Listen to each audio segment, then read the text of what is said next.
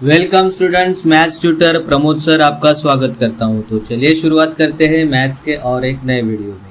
Competitive exam preparation चालू है, logical reasoning के क्वेश्चन देख रहे हैं। टॉपिक क्या है? एनालॉजी, नॉन वर्बल रीजनिंग का ये पार्ट है। नॉन वर्बल यानी क्या? डायग्राम बेस्ड आपको क्वेश्चन पूछे जाएंगे, उससे रिलेटेड आपको आंसर देना है। एनालॉजी में क्या होता है तो चलिए देखते हैं। सिलेक्ट अ सुटेबल फिगर, ये है आज का क्वेश्चन। तो शुरुआत करते हैं क्वेश्चन के साथ। Select a suitable figure from the answer figures that would replace the question mark. Question क्या है वो चेक करते हैं। अभी देखो क्वेश्चन कैसे है, प्रॉब्लम फिगर्स आपको दिए हैं, इसमें आपको एनालॉजी फाइंड आउट करना है। एनालॉजी का मतलब होता है ए एंड बी, इसमें जो रिलेशनशिप है वही आप ध्यान में रखते हुए सी एंड डी में रिलेशन क्या हो सकता है और डी में क्वेश्चन मार्क के यहाँ पे कौन सा इमेज आ सकता है, that you have to find out. तो लेट अस चेक। तो ये जो क्वेश्चन है ना, उसके लिए थोड़ा सा एक बेसिक नॉलेज आपको पता होना चाहिए। तो वो क्या होना चाहिए वो मैं आपको बताता हूँ कि 90 डिग्री का एंगल, ये जो है वो एंगल 90 डिग्री का है, ये जो एंगल है वो 45 डिग्री का है।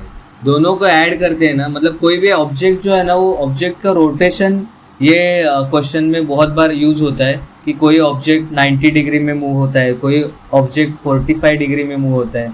दोनों को ऐड करेंगे तो 90 प्लस 45 कितना होता है? 135। तो कोई ऑब्जेक्ट ऐसा होता है जो 135 डिग्री में मूव होता है। अभी ये क्वेश्चन ए में अगर आप देखेंगे, A is basically consist of two parts. एक जो है वो हाफ शेडेड लीफ है ऊपर वाला, और नीचे वाला विदाउट शेडेड अनशेडेड लीफ है। ठीक है, तो ये हाफ शेडेड लीफ है ना, उसका रोटेशन कैसे हुआ है? तो उसका रोटेशन ए से बी में जब भी गया तो उसका रोटेशन हुआ है, ये पहले देखो, ये पहले ऐसे था, फिर उसके बाद ये पहले ऐसे था, उसके बाद ये ऐसे गया। तो ये रोटेशन है ना, this is called as 135 degree rotation. This rotation is called as 135। तो अभी जो हाफ शेडेड लीफ है वो 135 डिग्री का रोटेशन उसका हो रहा है। तो जैसे ही सी और डी में आप देखेंगे ना, सी से डी में जाएंगे, तभी आपको यही चेक करना है कि उसका 135 डिग्री रोटेशन कैसे होगा, और फिर आपको आंसर मिलेगा। सिमिलरली जो ये है अपना अनशेडेड लीफ यानी ये नीचे वाला लीफ, अनशेडेड लीफ, उसका भी 135 डिग्री रोटेशन हुआ है। तो वो कैसे हुआ है? देखो, ये पहले ऐसे था और उसके बाद वो क्लॉकवाइज घूमा, और क्लॉकवाइज घूम के वो कैसे हो गया? ऐसे हो गया, 135 डिग्री रोटेशन। ठीक है, तो ये जो है हाफ शेडेड लीफ वो एंटी क्लॉकवाइज घूम रहा है, और जो अनशेडेड लीफ है वो कैसे क्लॉकवाइज घूम रहा है। कितने डिग्री में एंगल हुआ है? 135। थोड़ा सा डायग्राम आप पेपर पे ड्रॉ करके सी का कैसे रोटेशन होगा वो चेक कर सकते हैं। तो इसके बाद आपको आंसर क्या मिलेगा? आंसर मिलेगा third answer, that is the right answer. ठीक है, तो नेक्स्ट क्वेश्चन क्या है? एकदम वेरी इजी क्वेश्चन है। देखो यहाँ पे क्या है? स्क्वायर है, बाहर कितने आउटर में सर्कल है, कितने सर्कल है? 3 सर्कल्स। अभी उसमें ए से बी में चेंजेस क्या हुआ? 3 सर्कल्स थे वो सिंगल सर्कल हो गया, और ये जो स्क्वायर थे, स्क्वायर के 3 स्क्वायर्स बन गए। ठीक है, मतलब सर्कल सिंगल बन गया और स्क्वायर जो सिंगल था वो ट्रिपल बन गया। सो सिमिलरली यहाँ पे कैसे ट्रायंगल है और एल है ना, तो ये ट्रायंगल सिंगल है तो 3 ट्रायंगल बनेंगे, और ये एल जो है वो एल जो 3 है वो सिंगल एल बनेगा। तो उसका क्या आंसर हो सकता है आपका? फर्स्ट आंसर में देखो सिंगल एल और 3 ट्रायंगल।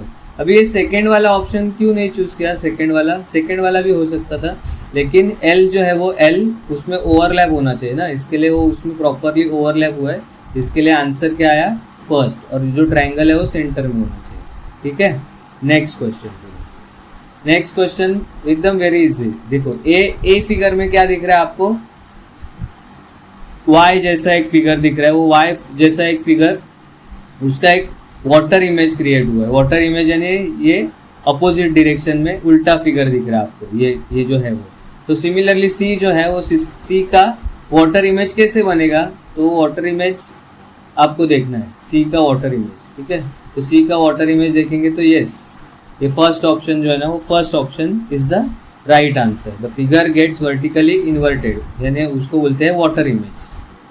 नेक्स्ट क्वेश्चन भी एकदम सिंपल है। देखो क्वेश्चन मार्क में आपको एनालॉजी में क्या करना है?